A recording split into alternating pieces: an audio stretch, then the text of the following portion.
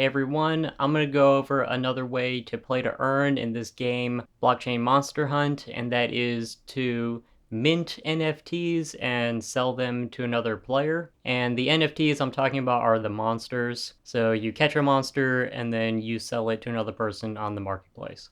So this method is faster than converting the energy directly to the BCMC token, but there is more risk involved. The risks are failing to capture a monster, and some of the rarities like epics and higher, they just they take forever. You don't really know when they're going to pop up. It's kind of like random, a little bit of luck to be on at the right time. And also the amount of time it will take for you to sell the monster on the marketplace. If you can sell the monster in less than 2 months, then technically it would be faster than just converting the energy to the BCMC token. And I think that's very plausible. I've sold many monsters, commons, uncommons, epics, and rares, and they all sell under 2 months. I think the most that took me was a rare, and it was around 5 weeks or something like that. And those are the risks that are involved with this method. So I will address capturing monsters and the risks of failing and stuff like that. So when you capture a monster, there's one thing required, and that is to have a monster that is strong against the monster that you're trying to capture. So, like Pokemon, this game has elements, and certain elements are stronger than other elements. You can always look at the encyclopedia, and there are some graphics that will show you the strengths and weaknesses. When you attempt to capture a monster, you have to use energy that's required for that rarity, and you can go up to 75% with just a normal monster. You can increase your chances, and one way to do it is to try to capture a monster that's on the same chain as you are. So if you're on Binance Smart Chain and the monster you're trying to capture is also on Binance Smart Chain, then you're going to get a 5% increase. So instead of 75% maximum, you can get 80%. And another way to increase your chances is to have a Genesis monster. There are two types of Genesis monsters. There's Genesis 1 and a Genesis 2.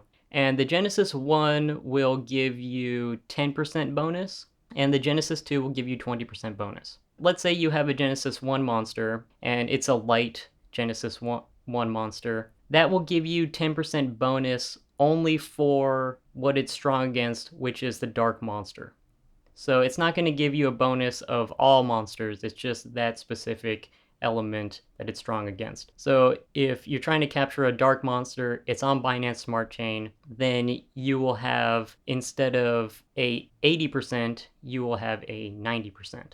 And if you have a Genesis 2 monster, then instead of 90%, you can have a maximum 100%, no chance of failure. So those are the ways to increase your chances of success. I gotta say that the chances of success, I don't really know if they're that accurate, because failing is definitely possible even with 85% or 90%.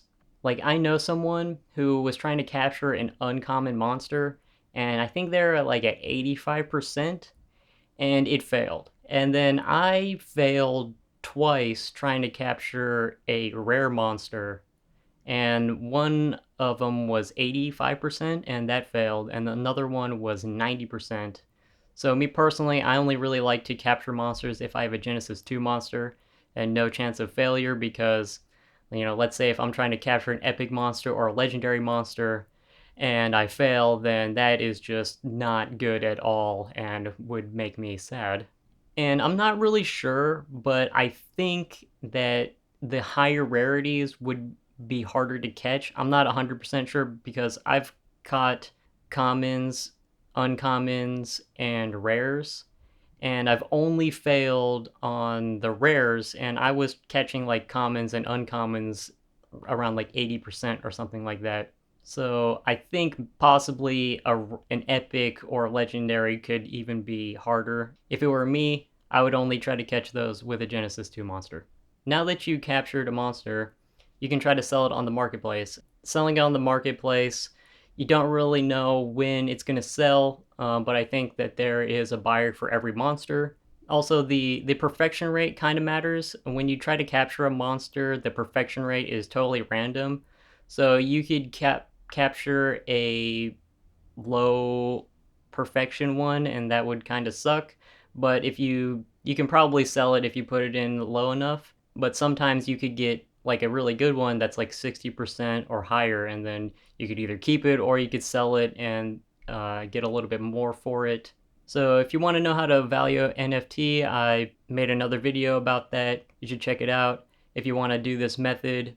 And I was thinking, sometimes people put in monsters that are very cheap, and it's pretty obvious that they're taking a loss on it. Like, for the amount of energy that it costs to mint that NFT, it's much less than what they're trying to sell it for on the marketplace. The way I could justify that would be just the time period. So if you sell it at a loss, you're still getting the coins pretty quickly compared to just converting the energy straight to the BCMC tokens. But if you just use BCMC token and then you convert that over to energy and then you capture the monster and sell it for a loss, it doesn't make any sense. But if you were playing the game and you generated the energy and then captured a monster and then sold it for a slight loss, but you got the coin pretty quickly, then it's still faster, and I can kind of see that.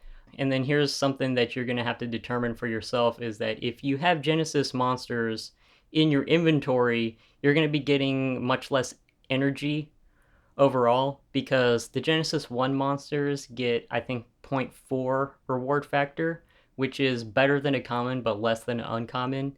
And the Genesis 2, I think they give 1 reward factor, which is better than uncommon but less than a rare. So that's something to keep in mind when you have Genesis monsters you're trying to capture. You're going to be getting less energy overall as if you were to have like 6 monsters that were all battling for the energy. And then also, like, if you're battling the Genesis monsters, you could lose and then it could die, which would just be terrible. So that is another way to play to earn. It's a little bit more risky than just converting energy straight to the token, but there are possibilities to have more reward.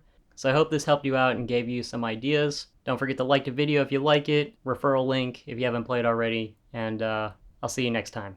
So let's ask the high philosophical question is Sure. about money. Yeah. What at the highest level is money? What is money? It's a kind of game, and it's a game where we have points, and like if you have points, there's this one move where you can reduce your points by a number and increase someone else's points by the same number.